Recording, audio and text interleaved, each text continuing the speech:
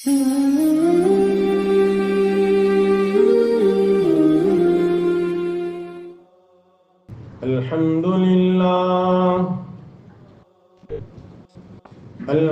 لله نحمده ونستعينه ونستغفره ونؤمن به ونتوكل عليه ونعوذ بالله من شرور أنفسنا ومن سيئات أعمالنا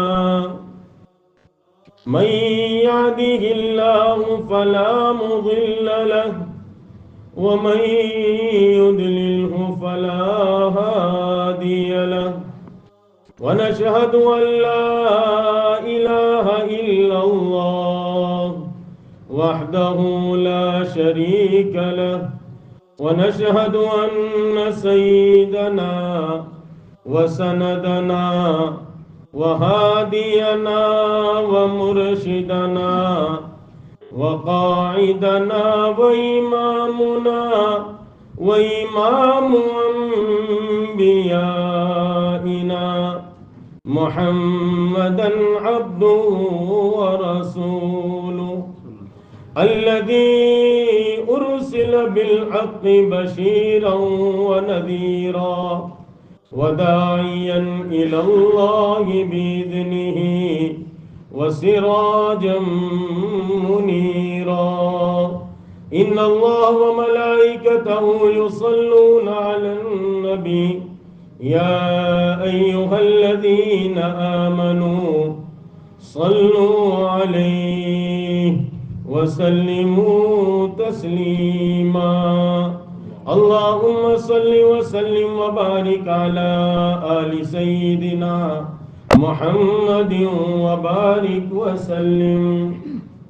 قابل احترام بزرگوں اور دوستوں، مجھے اور آپ کو اللہ رب العزت نے اس عالم فنا کے اندر بہت تھوڑے دنوں کے لیے بھیجا ہے۔ میں اور آپ اس عالم فانی کے اندر بہت مختصر وقت لے کر آئے ہیں۔ یہ دنیا عالم فنا ہے، اس کی ہر چیز فنا ہو جانی ہے، اور آخرت یہ دار البقا ہے اور اس کی ہر چیز باقی رہنی ہے۔ عقل مندی اور ہوشیاری یہ ہے کہ آدمی جو ہے اس فانی دنیا میں رہتے رہتے باقی آخرت کی تیاری کر لے، اس لیے کہ یہ دنیا فانی ہے۔ یہ اللہ رب العزت نے عارضی ٹینٹ لگایا ہے اور عارضی طور پر بنایا ہے۔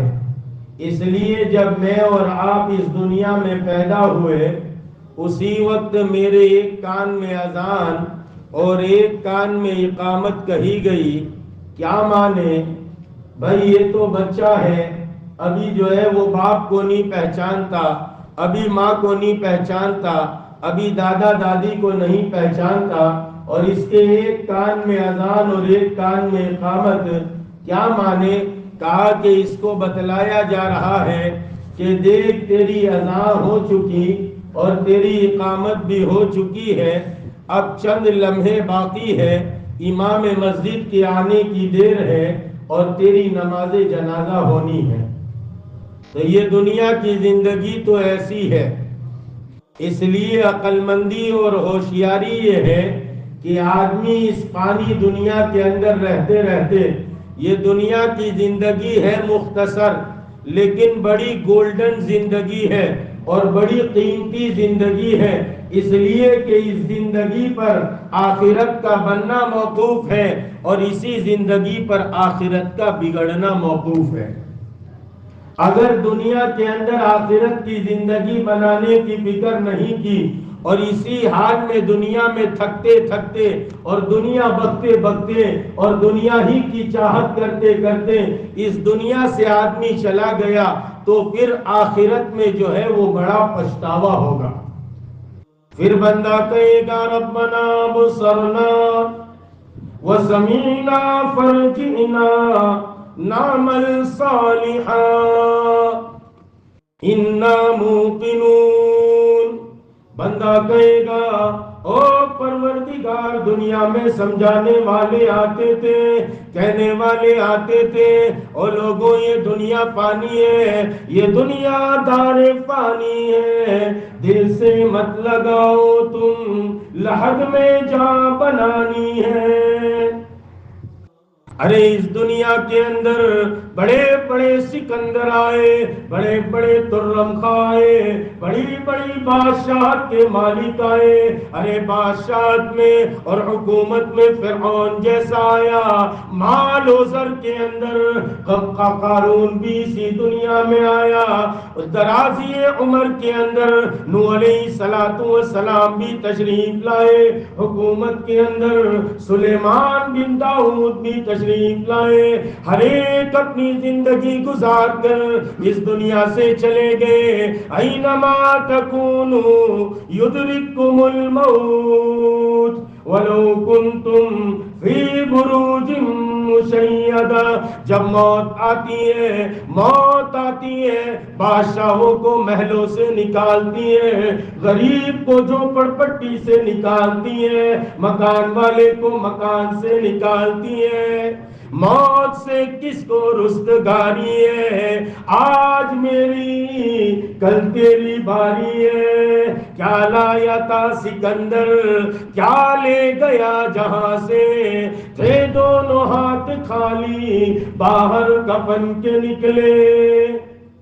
یہ دنیا فانی ہے، یہ دنیا کو چھوڑ کر جانا ہے، دنیا کی ہر بات میں اختلاف ملے گا، کسی میں حکیموں کا اختلاف، کسی میں اطباء کا اختلاف، کسی میں علماء کا اختلاف، کسی میں فقہاء کا اختلاف، لیکن موت کے بارے میں کسی کا اختلاف نہیں، ہر ایک کہتا ہے مروچ ہے نہ جوچ ہے، اس دنیا میں جو آیا ہے۔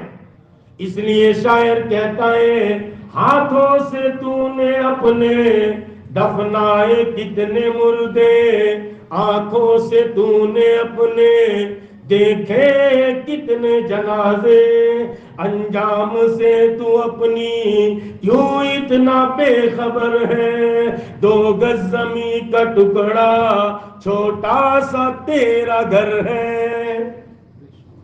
بادشاہ ہو، امیر ہو، فقیر ہو، ہر ایک کی تربت پر جا کر دیکھو، قبرستان میں جا کر دیکھو، کہیں لکھا نہیں ملے گا فلاں کلیکٹر صاحب اور فلاں جو ہے حکومت کا مالک، بلکہ اسی طرح ہر ایک 2 گز زمین میں دفن ہو چکا ہے۔ اقبال تو کہتے ہیں جن کے محلوں میں ہزاروں رنگ کے فانوس تھے، بنگلہ بنایا، 1 2 4 6 رنگ کے ہم نے کانچ لگائے۔ اقبال کہتے ہیں جن کے محلوں میں ہزاروں رنگ کے فانوس تھے، فانوس کانچ کو کہتے ہیں، جن کے محلوں میں ہزاروں رنگ کے فانوس تھے، جھاڑ ان کی قبر پر ہے، نشان کچھ بھی نہیں۔ دختے تھے جن کے نازک بدن پھول کے بستر پر خاک کا بستر ہے، تکیے کا نشان کچھ بھی نہیں۔ ابراہیم بن ادہم رحمت اللہ علیہ روزانہ 16 من تازے پھول توڑے جاتے اور اس کی پتھاری بنائی جاتی، اس کی سیج بنائی جاتی اور اس پر حضرت آرام فرماتے۔ بلخ کے بادشاہ میرے والد، میرے شیخ، میرے پیر کامل، رہبر شریعت، مجاہد ملت حضرت سردار خان صاحب داعی اللہ یوں فرماتے تھے، میں کہتا ہوں کہ تاریخ میں نہ کوئی بادشاہ ایسا گزرا ہوگا نہ کوئی آئندہ گزرے گا۔ 16 من پھول روزانہ تازے توڑے جاتے، اس کی پتھاری بنائی جاتی، اس کی سیج بنائی جاتی اور اس پر حضرت آرام فرماتی۔ ایک دن جو باندی آپ کی پتھاری لگاتی تھی، سیج لگاتی تھی، اس نے سیج لگائی، پتھاری لگائی، پھر سوچا بادشاہ سلامت اتنی عمدہ پتھاری پر سوتے ہیں، اتنی عمدہ سیج پر سوتے ہیں، کیسی نیند آتی ہوگی؟ ذرا سا اس کے اوپر یوں سوئی تو سو گئی۔ ارے زمین پر سونے والے کو دنلپ کا گدا مل جائے تو نیند بڑی اچھی آتی ہے. جیسے ہی سوئی سو گئی. ابراہیم بن ادھم تشریف لے آئے, دیکھا باندھی ہمارے بستر پر. بہت غصے میں آ گئے, بادشاہ تھے. جلاد کو بلایا, کہا کہ اس کو 100 کوڑے لگائے جائیں. ایک دم سے وہ رونے لگی. پھر جلاد قریب آیا تو ہنسنے لگی, مسکرانے لگی. ذرا ٹھہر جاؤ, رونے کی وجہ کیا ہے؟ رونے کی وجہ کیا ہے اور ہنسنے کی وجہ کیا ہے؟ کہا رونے کی وجہ تو یہ ہے کہ مجھے 100 کوڑے لگانے کا حکم دے دیا. ہنسنے کی وجہ کیا ہے؟ ہنسی اس لیے کہ کہا کہ 5 منٹ کے سونے پر جب 100 کوڑے لگائے جاتے ہیں, جو زندگی بھر سے اس پر سو رہا ہے اس کو کتنے کوڑے لگائے جائیں گے. دل کی آنکھ کھل گئی. اور بھی بات لکھی ہے, کسی مورخ نے لکھا ہے کہ حضرت آرام فرما رہے تھے اپنے محل کے اندر, اور رات کا سہانا وقت تھا, آرام فرما رہے تھے محل کے اندر. ارے بلخ کے بادشاہ تھے, محل بھی ان کے شایان شان ہوگا. رات کا وقت گزرا اور صبح ہونے کو آئی ہے. ایک فقیر جو ہے وہ داخل ہو چکا. ابراہیم بن ادھم نے کہا کہ بھائی کہاں جاتے ہو؟ کہا کہ مسافر ہوں, مسافر خانہ تلاش کرتا ہوں. ارے دور دراز کا مسافر ہوں, 1-2 رات ٹھہرنے کے لیے سرائے خانہ تلاش کرتا ہوں اور مسافر خانہ تلاش کرتا ہوں. آج کل کے زمانے کے اعتبار سے ہوٹل تلاش کرتا ہوں. تو حضرت نے فرمایا یہ بادشاہ کا محل ہے, مسافر خانہ نہیں ہے. اس فقیر نے کہا اچھا یہ بادشاہ کا محل ہے؟ کہاں؟ کہا کس کا ہے؟ کہا میرا ہے. کہا آپ سے پہلے کس کا تھا؟ کہا میرے ابا کا تھا. اور دنیا کے انسانوں آج کہتے ہو نا میرا مکان, میری دکان, میری زمین, میری جائیداد ہے. رب کریم کا ارشاد بھی سن لیجئے. انبیاء علیہ السلام آتے تھے اور انسانوں کو یہی بات سمجھاتے تھے, او لوگوں کس خواب غفلت میں سو رہے ہو, کس خواب غفلت میں زندگی گزار رہے ہو. یہ زندگی اصل نہیں ہے, اصل زندگی تو آخرت کی ہے. کائنات کے امام نے خندق کے موقع پر فرمایا تھا لا عیش الا عیش الآخرہ. دنیا کی زندگی کوئی زندگی نہیں. ارے یہ زندگی تو اس لیے دی ہے, زندگی برائے بندگی سر افگندگی, زندگی بے بندگی افسردگی. یہ زندگی اگر بندگی کے ساتھ گزر گئی تو سر افگندگی ہے. دنیا میں بھی گھی کے لے اور آخرت میں بھی گھی کے لے. اور اگر یہ زندگی بے بندگی گزری, اللہ کی بندگی کے بغیر گزر گئی, رسول کی اطاعت کے بغیر گزر گئی, تو یاد رکھو ہمیشہ ہمیشہ کی آخرت میں آگ لگ جائے. وہاں کا افسوس اور وہاں کا پچھتاوا, پھر خون کے آنسو, اتنے آنسو بہ جائے کہ سمندر اور ندیاں بہ جائے, پھر بھی کوئی فرق نہیں پڑنے والا. اس لیے ذرا ہوش میں آؤ. آج کہتے ہیں میرا مکان, میری دکان, میری زمین, میری جائیداد. رب کریم فرماتے ہیں وَلِلَّهِ مِيرَاثُ السَّمَاوَاتِ وَالْأَرْضِ. یہ زمین اور آسمان کی میراث تو اللہ کی ہے. یہ تو تھوڑی دیر کے لیے تیرے نام, تیرے بعد تیرے بیٹے کے نام, پھر پوتے کے نام, پھر پرپوتے کے نام. ابراہیم بن ادھم کو وہ فقیر کہنے لگے اچھا یہ آپ کا محل ہے؟ کہاں میرا محل. کہا آپ سے پہلے کس کا تھا؟ کہا میرے ابا کا تھا. کہا اس سے پہلے کس کا تھا؟ کہا میرے دادا کا تھا۔ آپ کے بعد کس کا ہوگا؟ کہا میرے بیٹے کا ہوگا۔ پھر تو کہا پوتے کا، پھر کہا کہ سکر پوتے کا، لکڑ پوتے کا، تکڑ پوتے کا۔ وہ فقیر کہنے لگے یہ محل نہیں ہے، یہ مسافر خانہ ہے، ایک آتا ہے ایک جاتا ہے، ایک چیک آؤٹ کرتا ہے پھر دوسرا آتا ہے، پھر وہ چیک آؤٹ کرتا ہے پھر تیسرا آتا ہے، یہ محل نہیں ہے، یہ مسافر خانہ ہے۔ آنکھ اندر کی کھل گئی، بلخ کی بادشاہت کو چھوڑا اور پھر فقیری اختیار کی۔ ایک مرتبہ کسی باغ میں باغبانی کیا کرتے تھے، باغ میں مزدوری کیا کرتے تھے۔ ایک پولیس والا آیا، اس نے کہا کہ لاؤ اس کا پھل دو۔ ابراہیم بن ادھم رحمت اللہ علیہ نے فرمایا ہم مالک تھوڑی ہے، ہم تو نوکر ہیں۔ تو اس نے ایک ڈنڈا یا چاٹا لگایا زور سے، جیسے ہی لگایا ابراہیم بن ادھم نے دوسرا اپنا کندھا یا گال آگے کیا اور کہا کہ مارو جس سر نے بلخ میں رہ کر نافرمانی کی ہو وہ سر مارے جانے کے قابل۔ وہ پولیس والا سہم گئے، یہ تو بڑا اللہ والا معلوم ہوتا ہے۔ معافی مانگنے لگا، معاف کر دو حضرت، معاف کر دو۔ کہا کہ جس سر کی معافی مانگی جاتی تھی، جس تاج کی معافی مانگی جاتی تھی، وہ تو ہم بلخ میں چھوڑ کر آئے، یہ تو فقیری والا سر ہے۔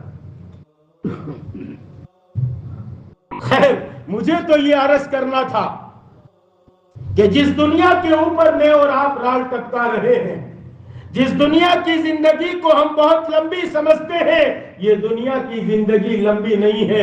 اذان و اقامت ہو چکی، نماز کی دیر ہے، اور لوگوں یہ زندگی رب کریم نے دی ہے، اس زندگی کا شکر ادا کرو، اس زندگی کو ایسی بناؤ آخرت کی زندگی بن جائے۔ اس لیے کہ قاعدہ یہی ہے کما تعیشون کما تموتون، جیسی زندگی گزارو گے ویسی موت آئے گی۔ یہ نہیں ہوگا نافرمانی کے ساتھ زندگی گزارے۔ انسان کہتا ہے اللہ بہو موٹو غفور الرحیم چھے، تو یہ یاد نہیں آتا کہ اللہ بہت اچھا انصاف کرنے والے بھی ہے۔ اسی لیے جب قیامت کا دن ہوگا، نفسا نفسی کا عالم ہوگا، ساری انسانیت رب کریم کے جلال کے سامنے ایسے ٹھٹھرتی اور کانپتی ہوگی جیسے سردی میں بکری کا بچہ ٹھٹھرتا ہے اور کانپتا ہے۔ رب کریم اعلان فرمائیں گے لمن الملک اليوم، آج کے دن کا مالک کون ہے؟ بتاؤ آج کے دن کا مالک کون ہے؟ میدان محشر میں سناٹا ہوگا۔ انبیاء علیہ السلام اللہ کے جلال کے سامنے ٹھٹھرتے ہو۔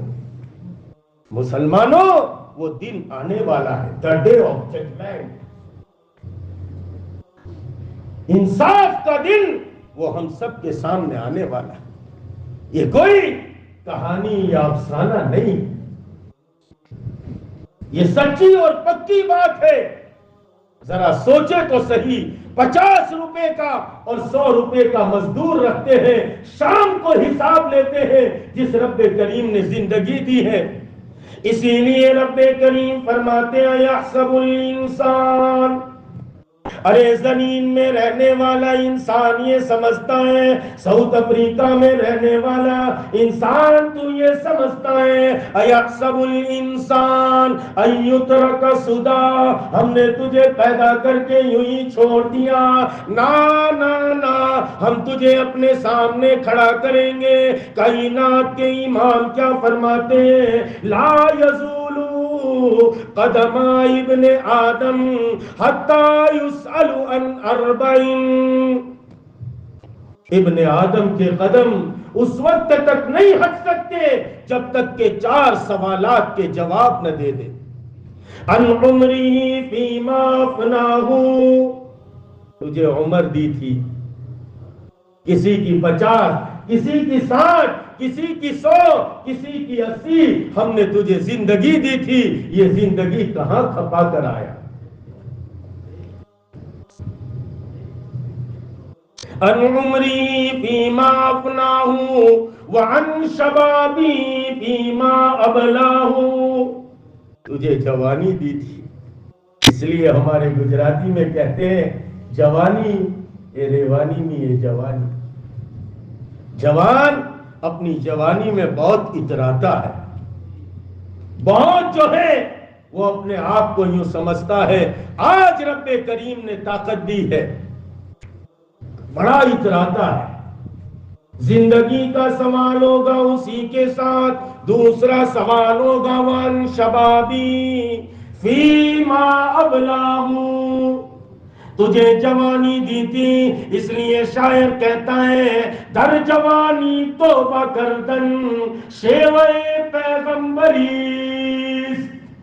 جوانی میں توبہ کرنا یہ پیغمبروں کا شیوا ہے۔ در جوانی توبہ کردن شیوے پیغمبری، در ضعیفی گرگ ظالم مہشوت پرہیزگار، بڑھاپے میں تو شیر بھی توبہ کر لیتا ہے۔ ارے بڈھا ہو جاتا ہے نا آدمی، ساٹھی نے بڈھی، بولو نے ذرا،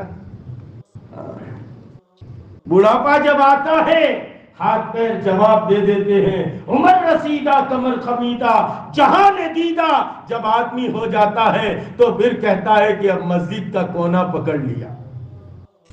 لیکن جوانی میں توبہ کرنا یہ پیغمبروں کا شیوا ہے۔ اس لیے سوال ہوگا وان شبابی فیما ابلاہو، ارے جوانی دی تھی کہاں کھپا کر آیا، وان مالہی این اکتسبہ وفیما انفقہ، مال کمایا کہاں سے کمایا، حلال حرام کی تمیز کیے بغیر کمایا ہے یا پھر کیسے کمایا ہے، سارا کچا چٹھا سامنے آ جائے گا۔ آج دنیا سے چھپا لیتا ہے، آج دنیا میں گڑبڑ کر لیتا ہے، یاد رکھنا کل رب کریم ساری دنیا کے سامنے سارا کچا چٹھا کھول دیں گے۔ اسی لیے بندہ کہے گا مال ھذل کتاب لا یغادر صغیرۃ ولا کبیرۃ الا احصاها، اس کتاب کو کیا ہو گیا، اس کتابچے کو کیا ہو گیا، ارے اس پین ڈرائیو کو کیا ہو گیا، ایک ایک چھوٹی بڑی تمام چیز ساری کی ساری سامنے لا دی۔ حساب ہونے والا ہے، بادشاہ ہو فقیر، کتب ہو ابدال، عالم ہو جاہل، صوفی ہو یا مست، ہر ایک کا حساب ہونا، حساب سب کو دینا ہے، چاہے کوئی علامہ ہو، چاہے کوئی بڑے سے بڑا ہو، کل کو قطار میں لگایا جائے گا اور حساب ہر ایک کا ہونا۔ وَعَنْ عِلْمِهِ، ہم نے تجھے علم دیا تھا، لماذا عمل فیہ، کیا عمل کر کے آیا، اس لیے کہا للجاہل مرتن وللعالم مرتین، نہ جاننے والے کو ایک سزا اور جاننے والے کو 2 سزا۔ یہاں عالم سے مراد عالم دین نہیں ہے، عالم سے مراد جاننے والا، للعالم للجاہل مرتن، اگر ایک آدمی حرام کمائی کے بارے میں نہیں جانتا ایک گناہ، لیکن وللعالم مرتین، جانتا ہے میں حرام کماتا ہوں لیکن اس کے باوجود بھی کماتا ہے، مرتین، اس کو 2 عذاب دیے جائیں۔ اس لیے اپنی اس دنیا میں رہتے رہتے آخرت کو مت بھولو۔ سیدنا علی رضی اللہ تعالیٰ عنہ کا فرمان ہے الدنیا مقبلہ والآخرت مدبرہ، دنیا آگے آتی ہے، کمائی لیوا دے، کما لینے دو، یہ تو اللہ تعالیٰ نے تقسیم کی ہے۔ نحن قسمنا معیشتہم فی الحیات الدنیا، ہم نے دنیا کی زندگی تقسیم کی ہے. ضروری نہیں ہے بھائی ایک آدمی کے مقدر میں لکھا ہے روزانہ مرغ مسلم کھانا، تو ضروری نہیں ہے اس کو کروڑ پتی بنائیں گے، وہ تو کڑکا ہے بیچارہ، تو اس کو کسی مالدار کے گھر کا باورچی بنائیں گے، خود بھی شیخ کو بھی کھلائے گا خود بھی کھائے گا. بھائی ایک آدمی کے مقدر میں لکھا ہے روزانہ نئی نئی گاڑی میں پھرنا، تو اب وہ تو بیچارہ کڑکا بالوس ہے، اس کے پاس تو کچھ بھی نہیں، جیب میں سے دھاگے نکلتے ہیں، تو ضروری نہیں کہ اس کو کروڑ پتی بنائیں گے پھر گاڑی میں بٹھائیں گے، نہیں، کسی کروڑ پتی کا ڈرائیور بنائیں گے، خود بھی گھومے گا سیٹ کو بھی گھمائے گا. تو یہ دنیا تو تقسیم کی گئی ہے، کسی کو کم کسی کو زیادہ. لیکن خیر مجھے یہ عرض کرنا ہے اس دنیا کی زندگی کو اللہ نے ہمیں اور آپ کو بطور چانس دیا ہے. یہ چانس ایک مرتبہ ملا ہے، سدا دور دورہ دکھاتا نہیں، گیا وقت پھر ہاتھ آتا نہیں. آج یہ زندگی گزر گئی، اب چاہ کر بھی ہم اس زندگی کو نہیں لا سکتے. اس لیے عقل مندی یہ ہے اس زندگی کو ایسی گزارے آخرت کی زندگی کامیاب ہو جائے. کما تعیشون تموتون، جیسی زندگی گزارو گے ایسی موت آئے گی. نافرمانی میں زندگی گزارو گے نافرمانی کے ساتھ جو ہے وہ دنیا سے جاؤ گے. اور اس کے آگے کا قاعدہ سن لیجئے، کما تموتون تبعثون، جیسی موت آئے گی ویسے ہی کل قیامت میں اٹھائے جائے گا. کائنات کے امام، ہم سب کے افسر، کالی کملی والے سنہری جالیوں والے، احمد مصطفیٰ محمد مجتبیٰ فاطمۃ الزہرا کے ابو، حسنین کے نانا پریشان تھے. آپ دیدہ ہو رہے تھے، جبرائیل تشریف لے آئے، کہنے لگے یا رسول اللہ آپ کیوں پریشان ہیں، آپ کیوں آپ دیدہ ہیں؟ فرمایا جبرائیل میری امت کا غم مجھے ستا رہا ہے، میری امت کا آخرت میں کیا ہوگا، میری امت کا آخرت میں کیا ہوگا. جبرائیل نے ہاتھ پکڑا، آپ کو قبرستان لے گئے ایک قبیلے کے، اور وہاں جا کر ایک قبر پر ہاتھ مارا اور کہا قم بإذن اللہ، اللہ کے حکم سے کھڑا ہو جا. وہ مردہ کھڑا ہوا اور کہنے لگا ہائے افسوس ہائے افسوس ہائے افسوس. ڈراؤنی شکل، پیاری آنکھیں. پھر جبرائیل نے فرمایا لوٹ جا.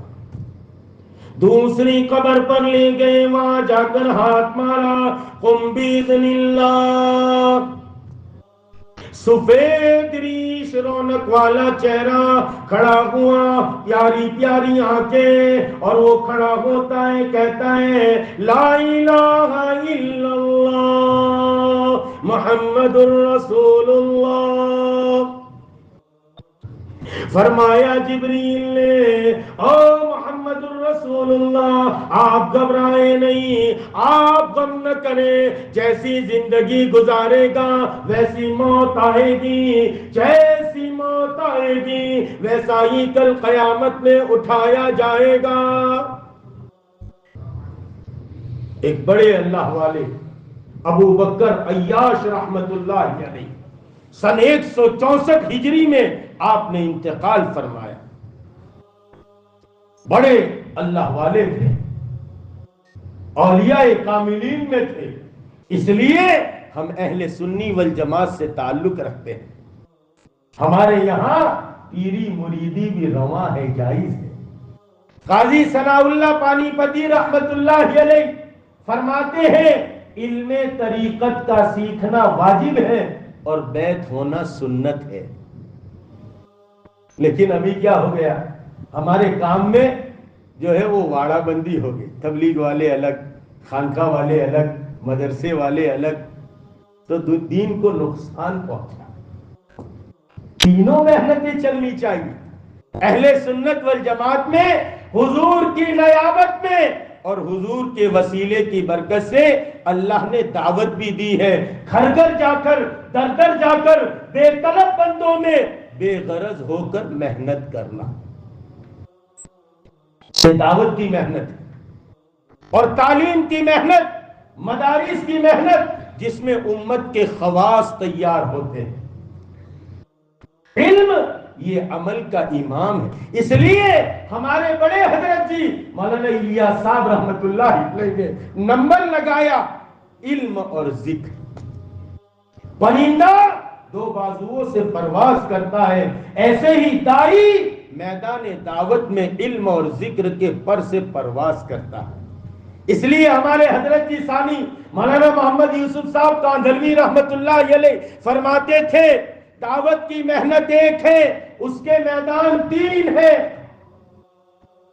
پہلا میدان صالحین والی محنت، اپنے آپ کو بنانا، اپنے آپ کو سنوارنا، تعلق مع اللہ کے اعتبار سے، علم الہی کے اعتبار سے، نیتوں کے خلوص کے اعتبار سے، جان مال کو منشاء خداوندی پر لگانے کے اعتبار سے اپنے آپ کو سنوار کر چلنا۔ جو ننگ دھڑنگ تبلیغ کرے گا اپنے آپ کو سنوارے گا نہیں، اپنی اصلاح نہیں کرے گا، اس کی تبلیغ کا اثر نہیں ہوگا۔ اس لیے سب سے پہلی محنت ہے صالحین والی محنت، جس کو خانقاہ کی محنت بھی کہتے ہیں۔ ہاں، یہ تینوں محنتیں چلے، ایک دوسرے کی معاونت کے ساتھ چلے۔ یوں کہتے ہیں خانقاہوں کی مثال ایسی ہے جیسے میرے اندر میں دماغ، مدارس کی مثال ایسی ہے جیسے میرے اندر میں آنکھیں، اور دعوت کی مثال ایسی ہے جیسے میرے اندر میں روح۔ اب کوئی کہے روح ہونی چاہیے، دماغ ہونا چاہیے، آنکھیں نہ ہو تو چلے، تو اندھا آدمی بیچارہ کبھی بس سے ٹکرائے گا، کبھی کبھی جو ہے وہ کھڈے میں گر جائے گا، کبھی کسی غیر محرم سے ٹکرائے گا۔ ہاں، بلائنڈ آدمی۔ اب کوئی کہے روح ہونی چاہیے، آنکھیں ہونی چاہیے، دماغ نہ ہو تو چلے، تو پاگل کے ہاتھ میں پتھر دیکھ کے بڑے بڑے سورما راستہ بدل لیتے۔ ہاں میاں، پاگل کے ہاتھ میں پتھر ہے، دیکھے گا ادھر مارے گا ادھر۔ ہاں، ایک پاگل خانے میں ہمارے ایک ساتھی چلے گئے، تو ایک پاگل دوڑ کر آیا پرچہ ہاتھ میں لے کر، تو بھائی کیا ہے؟ تو کہا کہ لو جبریل ہوں، وہی لے کر آیا۔ ارے سمجھتے میری بات؟ تم لوگ سمجھتے تو کھری، دو چار باتیں سمجھتے، ایسا لگتا ہے جبریل ہوں، وہی لے کے آیا ہوں۔ تو ایک پاگل اوپر بیٹھا تھا، وہ کہنے لگا جھوٹا ہے۔ انہوں نے پوچھا کیوں؟ تو کہا میں نے اس کو بھیجا نہیں ہے۔ تو پاگل کے ہاتھ میں پتھر دیکھ کے تو بڑے بڑے سورما راستہ بدل لیتے۔ میاں پاگل کے ہاتھ میں پتھر ہے، دیکھے گا ادھر مارے گا ادھر۔ اب کوئی کہے کہ آنکھیں ہونی چاہیے، روح، دماغ ہونا چاہیے، روح نہ ہو تو چلے، تو پھر باغ میں لگتا نہیں، صحرا سے گھبراتا ہے دل۔ اب کہاں لے جا کے بیٹھے ایسے دیوانے کو؟ یہ تو مردہ ہے، لاش ہے، دفن کرو۔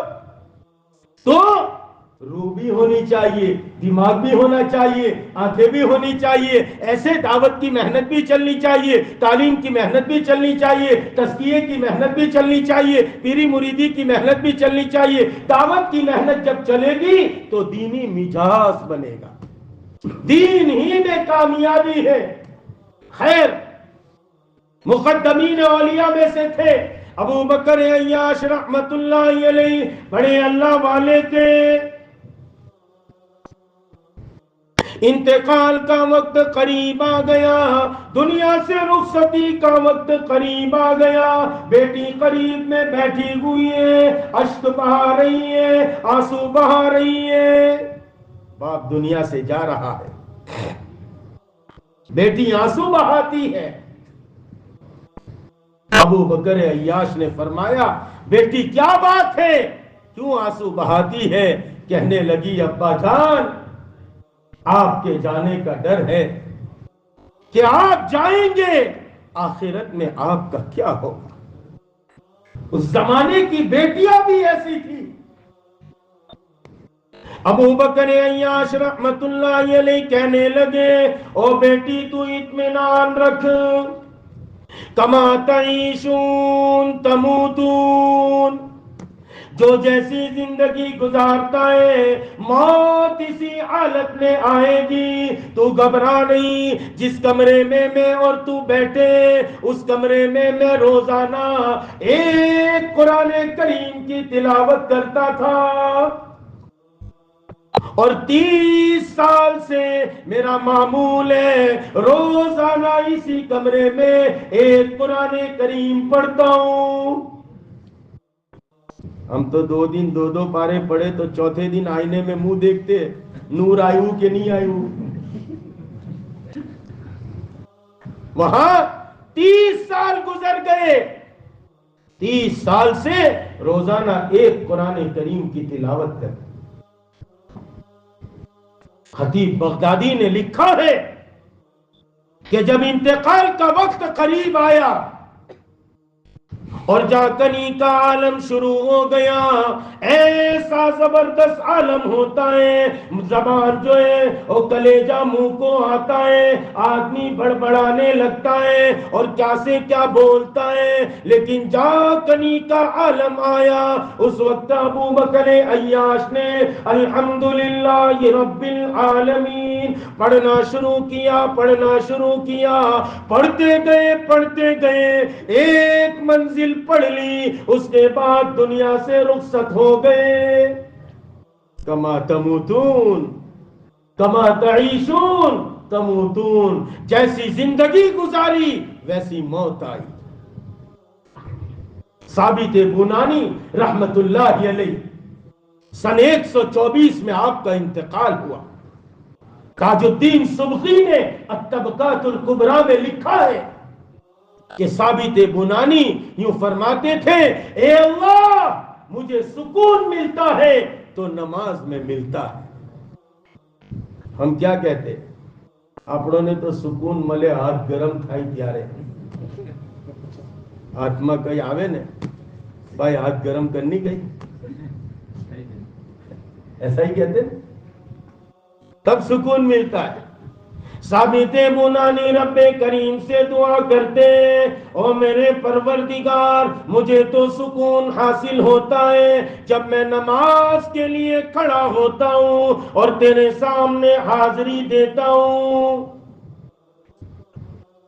اور میں نے سن رکھا ہے انبیاء علیہ السلام اپنی قبروں میں زندہ ہیں اور نماز پڑھتے، اگر کسی کو نماز قبر میں پڑھنے کی اجازت دے مجھ بندے نالائق کو اور مجھ بندے ناچیز کو یہ اجازت آپ مرحمت فرما دیجئے میں جو ہے قبر میں بھی نماز پڑھا کروں۔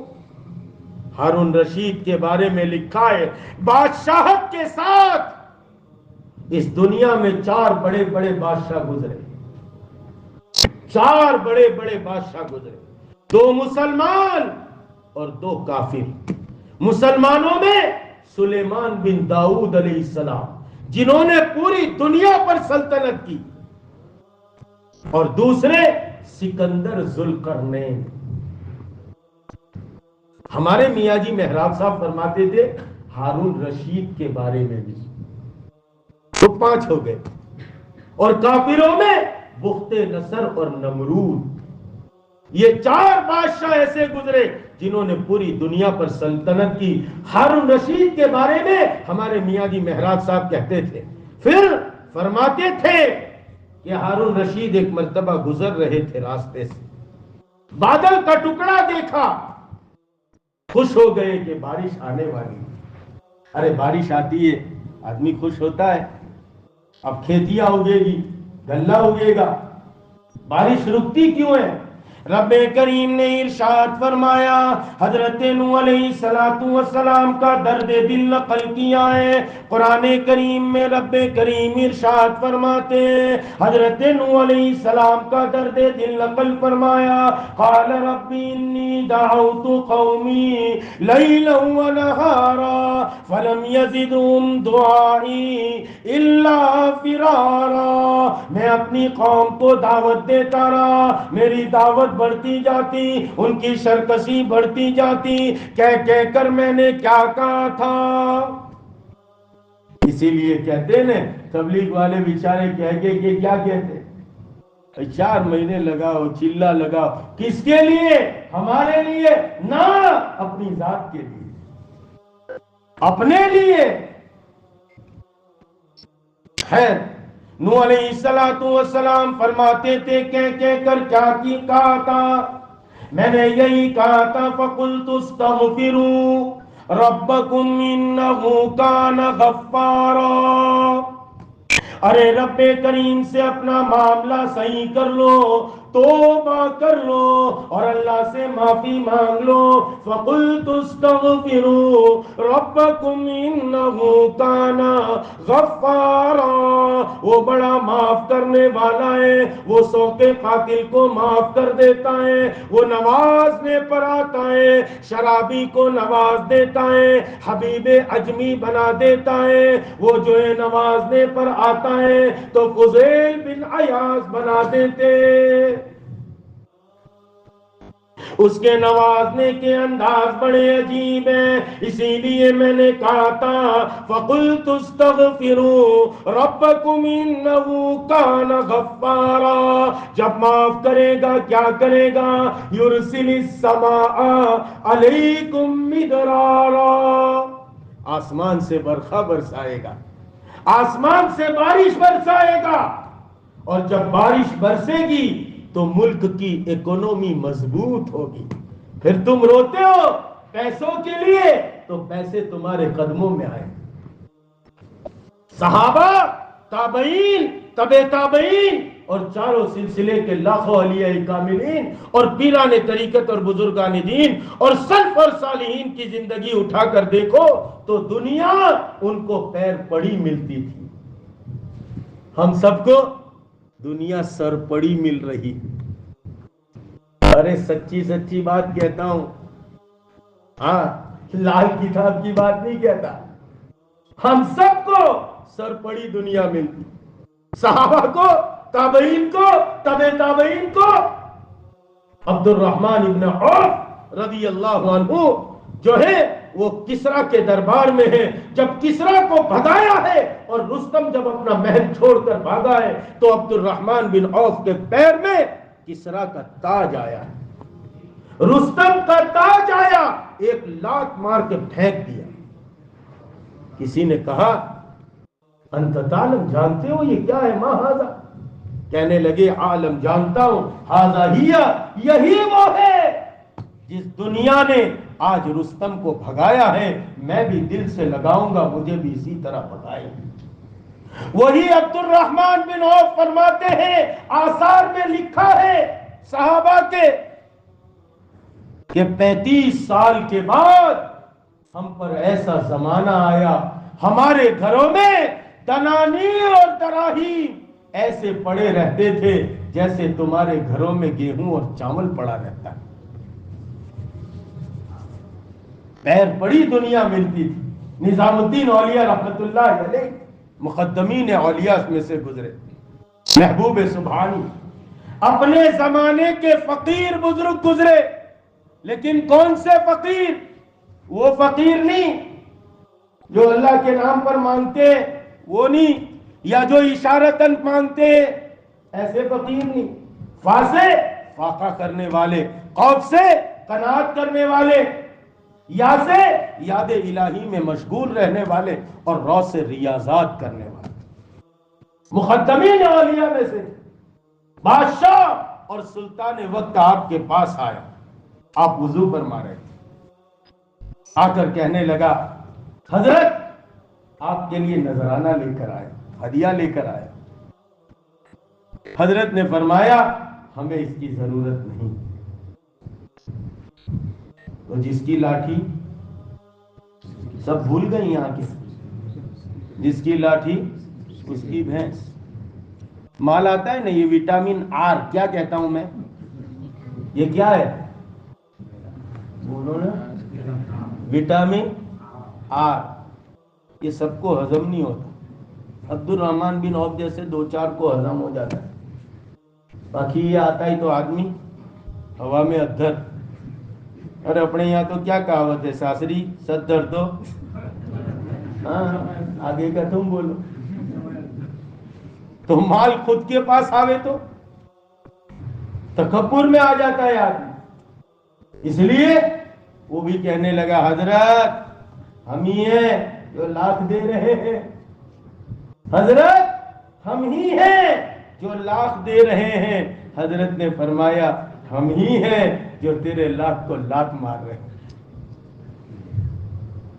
پھر کہا دیکھنا چاہتا ہے مال و زر؟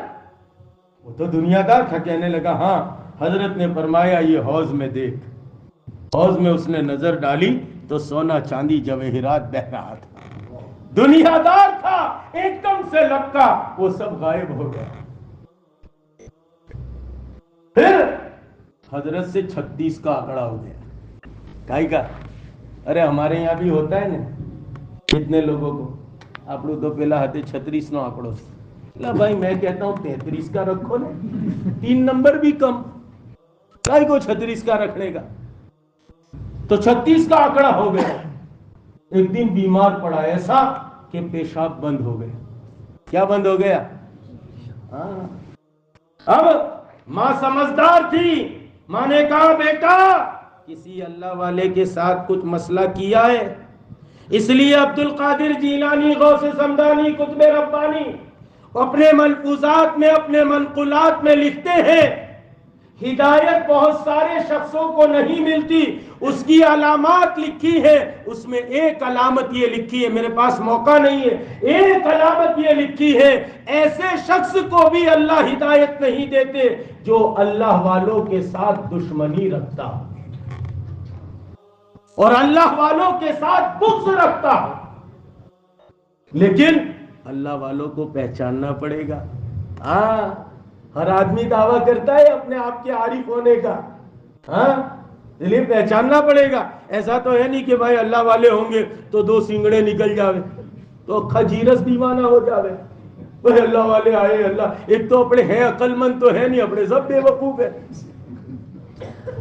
ایک دن اعلان ہوا جیرس میں ایک اللہ والے آئے، ان کا دعویٰ ہے 80 سال کی عمر ہے، آج تک کسی غیر محرم کو دیکھا نہیں. سارا جیرس دیوانہ ہو گیا ہے، یہ آتا ہے وہ آتا ہے. کوئی عقل مند آگے بڑھا اور نیچے سے دیکھا تو ان کی آنکھیں نہیں تھی، اندھے تھے. تو آنکھیں نہیں ہو اور نہیں دیکھے تو کیا کمال، آنکھیں ہو اور نہ دیکھ. اس لیے اللہ والوں کو پہچاننا پڑے گا. خیر یہ تو بات آ گئی، پھر کسی موقع پر آؤں گا تو عرض کروں. نظام اس نے کہا اماں سے، اماں محبوب سبحانی سے کچھ بگڑ گئی تھی. کہا جا معافی مانگ لے. گیا، آیا، حضرت تشریف فرما تھے. کہا کیسے آنا ہوا، کیسے آنا ہوا؟ ہاں جتنے اولیاء کاملین گزرے وہ کسی کی شان اور شوکت سے گھبراتے نہیں تھے. شان آنکھوں میں نجٹتی تھی جہاں داروں کی، کلمہ پڑھتے تھے ہم چھاؤں میں تلواروں کی. کوئی بدزن ہوتا تو بگڑ جاتے تھے، پاؤں شیروں کے بھی میدان سے اکھڑ جاتے تھے. حضرت نے فرمایا کیسے آنا ہوا؟ کہا حضرت دعا کرانے آیا ہوں. کیا دعا کرانی ہے؟ کہا پیشاب بند ہو گیا. ہاں اب دعا کرانے آیا ہوں. حضرت نے بھی تیش میں آ کر فرمایا کیا دو گے، بتاؤ کیا دو گے؟ کہنے لگا حضرت آدھی سلطنت دہلی کی دے دوں گا. حضرت نے فرمایا کاغذ قلم لاؤ، لکھو. لکھوایا آدھی سلطنت. حضرت نے دعا کی. اس لیے کوئی پریشانی آوے تو اللہ والوں کے پاس جانے کا، باپوؤں کے چکر میں مت پڑیو۔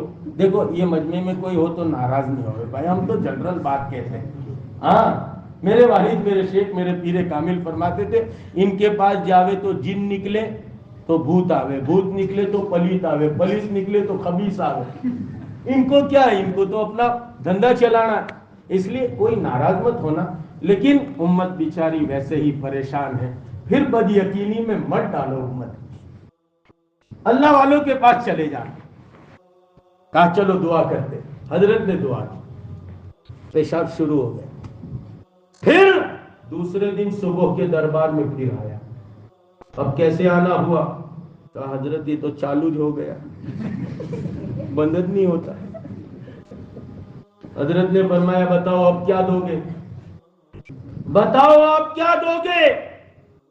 تاکہ دوسری آدھی سلطنت لکھو، لکھا کاغذ پر، دعا کی، پیشاب برابر ہو گیا۔ پھر حضرت نے اسی کے سامنے اس کاغذ کو پھاڑ دیا اور یوں کہا کہ سلطان، جس بادشاہت کی قیمت 2 پیشاب کے قطرے ہو اس پر کیا اتراتا ہے؟ لے جا، تیری سلطنت کی ہمیں کوئی ضرورت نہیں، تو اپنے ملک میں بادشاہ ہے، ہم خالق کے ملک والے بادشاہ ہیں۔ بڑے فقیر بزرگ گزرے، آپ کے دسترخوان پر روزانہ جو کھانا پکتا تھا 16 من پیاز اور لہسن کے چھلکے نکلتے تھے، 16 من پیاز لہسن کے چھولٹے، تو پکتا کتنا ہوتا؟ اور بادشاہ وقت اور وقت کے بادشاہ کے بیٹے آپ کے دسترخوان پر کھانا کھاتے تھے۔ ایک دن بادشاہ نے بیٹوں کو کہا، سلاطین کی اولاد ہو کر، بادشاہوں کی اولاد ہو کر، بادشاہوں کی اولاد ہو کر، بڑے باپ کی اولاد ہو کر ایک فقیر کے دسترخوان پر کھانا کھاتے ہو، شرم نہیں آتی؟ بچوں نے عجیب جواب دیا، کہا کہ ابا آپ کا جو کھانا ہے وہ مخلوق سے لیا جاتا ہے، اس فقیر کا جو کھانا ہے وہ خالق سے لیا جاتا ہے۔ آپ کے کھانے میں وہ اطاعت اور فرما برداری کا جذبہ پیدا نہیں ہوتا جو اس فقیر کے کھانے میں ہوتا ہے۔ حقیقت میں تو فقیر ہے اور وہ بادشاہ ہے۔ اس لیے خیر بات آگے نکل گئی، میں تو ابو بکر عیاش رحمت اللہ علیہ کی بات بیان کر رہا کہ جب انتقال کا وقت آیا، ایک منزل قرآن کریم پڑھا اور دنیا سے رخصت ہو گئی۔ کما تعیشون تموتون، جیسی زندگی گزارو گے ایسی ہی موت آئے گی۔ اور لوگوں ثابت بنانی رحمت اللہ علیہ رب کریم سے دعا کرتے ہیں، او پروردگار، انبیاء علیہ السلام اپنی قبروں میں زندہ ہیں اور نماز پڑھا کرتے ہیں، اگر تو نماز کی اجازت دے تو مجھے اجازت دے دیجئے۔ حضرت حمید الطویل فرماتے ہیں کہ اب جب جو ہے ثابت بنانی کو قبر میں رکھا گیا، اینٹیں لگا دی گئی، میں بھی قریب تھا، ایک اینٹ اچانک سے گر گئی، میں اس اینٹ کو اٹھانے گیا تو دیکھتا کیا ہوں، قبر تا حد نگاہ جو ہے چوڑی ہے اور ثابت بنانی نماز پڑھتے۔ ہارون رشید کی بات عرض کر رہا تھا، جا رہا تھا، بادل کا ٹکڑا دیکھا، کہنے لگا جہاں جا کے برس، جہاں برسنا ہو برس، خراج تو ہمارے ہی خزانے میں آئے۔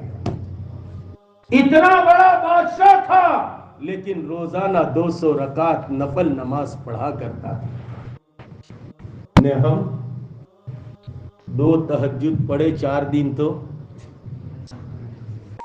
نور آئے ہو کہ نہیں،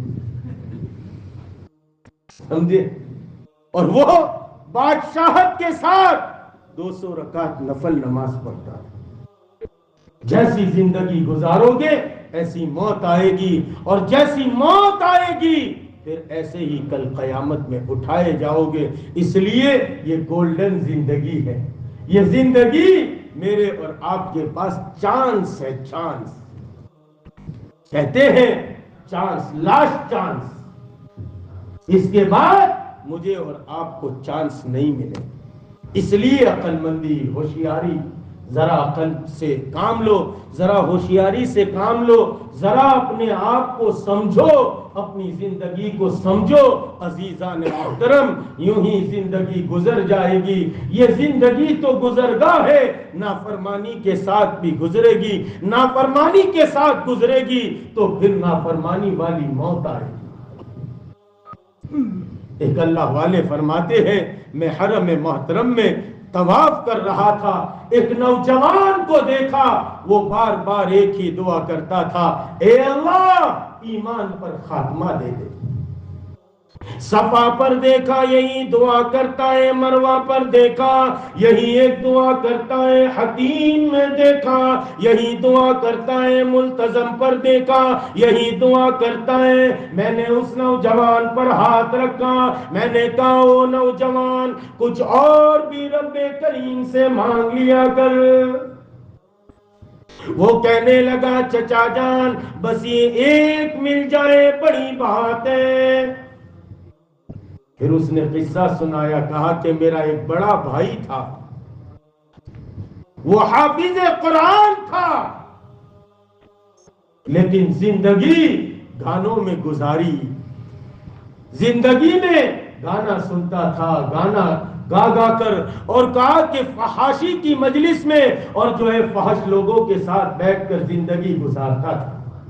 جب آخری وقت آیا، جاکنی کا عالم آیا، میرے ماموں آگے بڑھے اور جو ہے وہ کلمہ تلقین کرنا شروع کر دیا. وہ خاموش پڑا ہے، کوئی بات نہیں بولتا. ماموں جان کہنے لگے قرآن کریم اٹھاؤ، اس کے سامنے رکھو، شاید قرآن کو دیکھے گا، حافظ قرآن ہے، اس کی میموری واپس آ جائے گی اور یہ قرآن کو دیکھے گا، شاید کلمہ پڑھ کے چلا جائے. وہ پھر ہچکیاں بن کر رونے لگا اور پھر کہنے لگا چچا جان میرے ماموں جان نے قرآن اٹھایا اور اس کے قریب کیا، اس نے اس قرآن کو دیکھا اور کہنے لگا میں اس کتاب کو نہیں مانتا، اس کے اتارنے والے کو بھی نہیں مانتا، اور یہی کہتا گیا اور دنیا سے رخصت ہو گیا. اس دن سے لے کر آج تک جو ہے وہ 3.5 سال گزر گئے.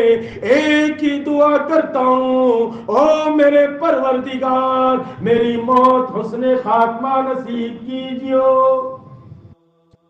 جیسی زندگی گزارو گے، اس لیے جوانوں اپنی زندگی کو اللہ کے لیے اور اللہ کی فرما برداری کے ساتھ، اللہ کے ذکر میں، اللہ کے دیے ہوئے کام میں، حضور کی نیابت میں جو کام ہمیں ملے ہیں، دعوت میں، تعلیم میں، تزکیے میں، اپنے آپ کو کھپائیں، اپنے آپ کو لگائیں. یہ کام آئے گا اور جو کمایا ہے وہ بھی کام آئے گا.